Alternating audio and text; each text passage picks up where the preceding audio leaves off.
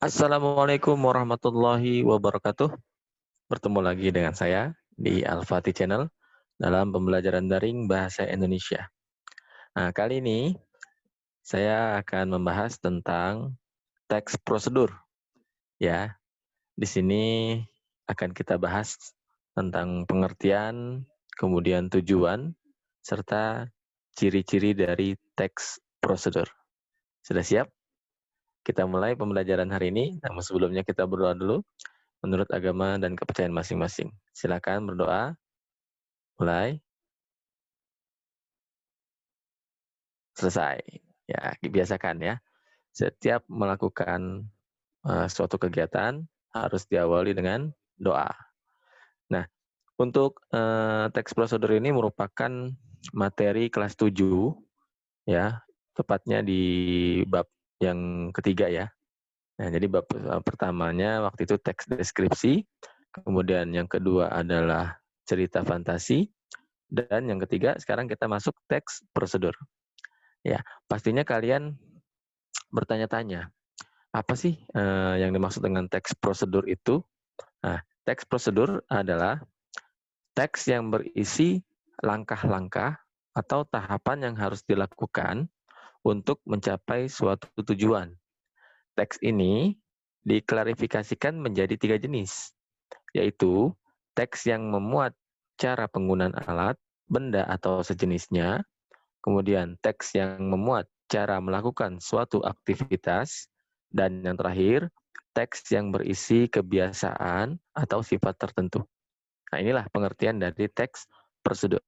Artinya, teks prosedur ini merupakan berisi informasi, ya, berisi langkah-langkah, kemudian tahapan-tahapan yang harus dilakukan untuk mencapai suatu tujuan. Ya, tergantung dari kegiatan yang kita lakukan. Kalau misalnya di situ ada alatnya, kemudian bendanya, nah di teks prosedur dijelaskan cara penggunaan alat tersebut, cara penggunaan benda tersebut. Kemudian kalau misalnya melakukan suatu aktivitas, maka akan dijelaskan langkah-langkahnya, mulai awalnya pendahuluan seperti apa, kemudian akhirnya seperti apa. Dan yang berisi kebiasaan atau sifat tertentu. Ya, jadi inilah pengertian dari teks prosedur. Kemudian yang kedua, kita harus tahu tujuan dari teks prosedur adalah menjelaskan kegiatan yang harus dilakukan agar si pembaca atau pemirsa dapat secara tepat dan akurat mengikuti sebuah proses membuat sesuatu, melakukan suatu pekerjaan atau menggunakan suatu alat. Ya, supaya apa yang dilakukannya tercapai tujuannya. Gitu ya. Makanya tujuan teks prosedur adalah menjelaskan kegiatan yang harus dilakukan. Maka dari itu, si pembaca atau si pemirsa ini harus membaca dengan urut, membaca dengan baik, memahami dengan baik langkah-langkah yang terdapat dalam teks prosedur. Jadi itu tujuannya, ya. Selanjutnya, apa sih ciri-cirinya? Ciri-ciri dari teks prosedur yang pertama, berisi langkah-langkah kegiatan yang dapat berupa poin-poin ataupun paragraf. Ya. Nah, umumnya berbentuk poin-poin yang berisikan langkah-langkah kegiatan. Setiap poin itu berkaitan dan menunjukkan urutan langkah yang harus dilakukan. Namun, ada pula teks prosedur yang berbentuk paragraf dan tidak menggunakan angka sebagai urutan. Teks ini terkadang dapat menyerupai teks narasi karena menggunakan konjungsi temporal. Temporal itu waktu ya. Nah, jadi ciri-ciri yang pertama adalah berisi langkah-langkah. Ya, bisa berupa poin-poin, ada nomornya ya, 1, 2 gitu, ataupun paragraf, tidak ada nomor, dan langsung dijelaskan di situ berbentuk paragraf. Nah, itu yang pertama.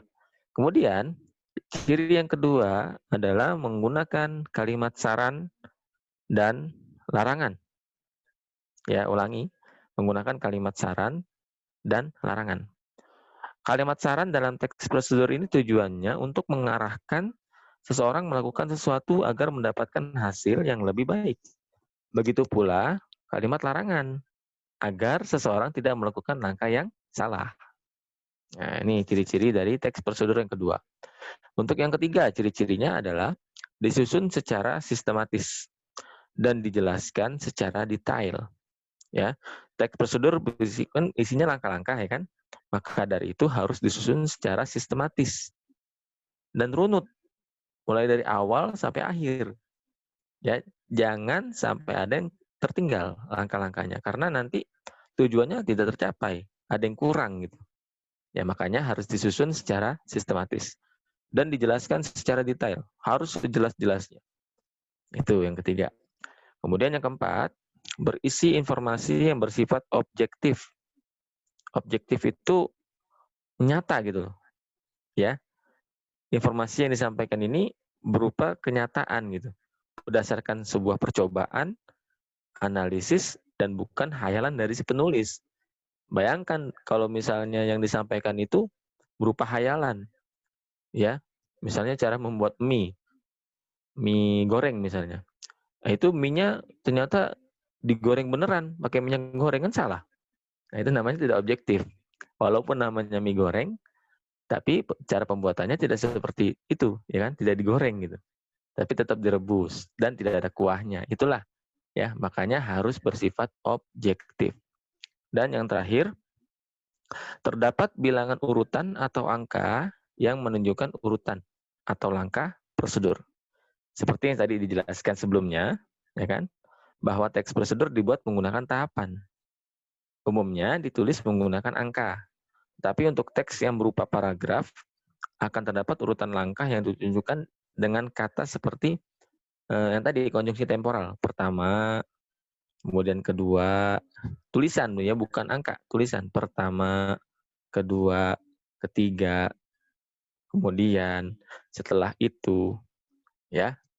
Jadi itu ciri-ciri dari teks prosedur. Selanjutnya, kaidah kebahasaan pada teks prosedur. Nah, jadi dalam teks prosedur ini harus ada kebahasaan yang memang harus ada dalam teksnya. Yang pertama, menggunakan kata kerja perintah. Jadi dalam teks prosedur itu harus ada kata kerja perintah. Apa itu kata kerja perintah? Imperatif. Merupakan kata kerja yang dibentuk dengan akhiran kan, i, dan partikel lah. Kalimat ini digunakan untuk meminta atau melarang seseorang untuk dan tidak melakukan suatu hal. Contohnya, siapkan, hindari, panaskan. Nah, ini kata kerja perintah ya, imperatif. Kemudian yang kedua, menggunakan kata penghubung, konjungsi temporal. Ya, seperti yang Bapak sampaikan tadi, yang saya sampaikan tadi itu. Di situ ada kemudian, selanjutnya, setelah itu, kemudian lalu. Nah, jadi harus ada kata penghubung temporal. Oke, lanjut. Yang ketiga, menggunakan kalimat persuasif. Kalimat persuasif adalah kalimat yang bersifat membujuk seseorang untuk melakukan suatu tindakan. Contoh, marilah menjaga kesehatan dengan rajin berolahraga. Ya, jadi dalam teks prosedur itu harus memuat kalimat persuasif. Ya, ada pesan yang disampaikan dan mengajak gitu supaya melakukan itu. Ini persuasif, ya. Berikutnya, menggunakan gambaran terperinci tentang benda dan alat yang dipakai. Di awal teks prosedur akan dijelaskan material yang akan digunakan, termasuk ukuran, jumlah, dan warna. Hal ini terutama dalam teks prosedur berupa resep dan petunjuk penggunaan alat. Misalnya nih, 500 gram daging sapi, harus dijelaskan tuh. Harus betul-betul diinformasikan berapa banyak. Misalnya 1000 gram atau 1 kilogram daging, 1000 mili santan, dan 6 siung bawang putih, 5 siung bawang merah, itu harus dijelaskan. Supaya hasilnya tuh bagus, enak gitu. Kalau makanan kan ada yang kurang sedikit aja, nggak enak. Misalnya garamnya kebanyakan lah, harusnya 1 sendok makan, ini 5 sendok makan. Kenapa? Karena kira-kira tidak dijelaskan di awalnya. Tapi kalau dijelaskan, sudah diinformasikan di situ, garamnya 1 sendok makan, gulanya 2 sendok makan, ya kan? Misalnya ladanya 1 sendok teh, itu sudah jelas. Jadi kalau makanan pasti makanannya enak, tujuannya tercapai jadi. Ini ya. Jadi harus menggunakan gambaran terperinci tentang benda dan alat yang dipakai. Kemudian yang kelima, adanya verba material. Apa itu? Sesuatu yang mengacu pada tindakan fisik. Seperti haluskan bumbu. Ada perintah di situ. Tuangkan santan. Ya kan? Aduk hingga rata. Itu kan perintah, verba material. Sesuatu yang mengacu pada tindakan fisik. Nah, baik ya. Itulah kaidah kebahasaan pada teks prosedur. Kemudian yang terakhir, menggunakan gambaran terperinci tentang benda dan alat yang dipakai. Di awal teks prosedur akan dijelaskan material yang akan digunakan dalam, ini udah tadi ya, ini slide-nya di copy kebanyakan nih. Kita lewat, skip. Yang terakhir nih, macam-macam teks prosedur. Jadi teks prosedur itu ada jenisnya ya, ada macam-macamnya. Yang pertama, teks prosedur sederhana. Yang kedua, teks prosedur kompleks.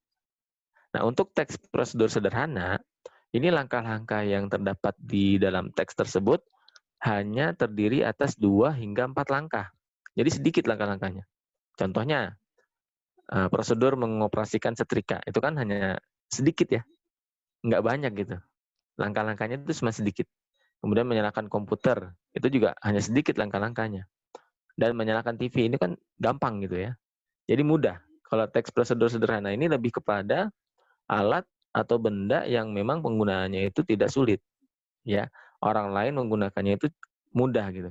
Tapi ada tujuannya juga. Walaupun mudah, tetap diinformasikan cara yang sebenarnya, cara yang baik supaya alat tersebut awet, ya kan, tidak rusak dan tidak disalahgunakan gitu. Untuk yang kedua, teks prosedur kompleks. Nah ini, disinilah langkah-langkah yang lengkap, teks prosedur yang lengkap. Jadi tidak hanya 2-4 langkah, bisa lebih. Karena apa? Di sini bisa sambil dijelaskan gitu. Contohnya nih, prosedur pembuatan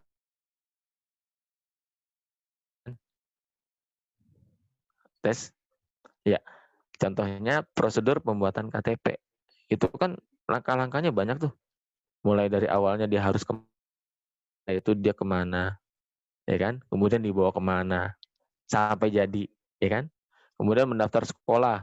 Ini juga tahapannya banyak seperti kalian waktu mendaftar SMP itu. Pertama harus online dulu, kemudian isi formulir, kemudian selanjutnya ada tes, ada pengumuman, ada tes psikotes, ada penentuan kelas, banyak. Disitulah kompleks namanya. Dan yang terakhir mencuci baju dengan mesin cuci. Ini juga kan nggak sembarangan, ya langkah-langkahnya banyak. Itu pakaian harus diapain dulu, ya kan? Tidak asal cebur, digiling, selesai. Itu mah cuci biasa juga bisa gitu. Ini kan dengan mesin, ya kan? Kalau misalnya langkahnya salah, bisa jadi rusak tuh mesinnya. Atau bajunya jadi nggak bersih, ya kan? Sembarangan gitu, asal-asalan. Nah, jadi ini ya, teks prosedur kompleks.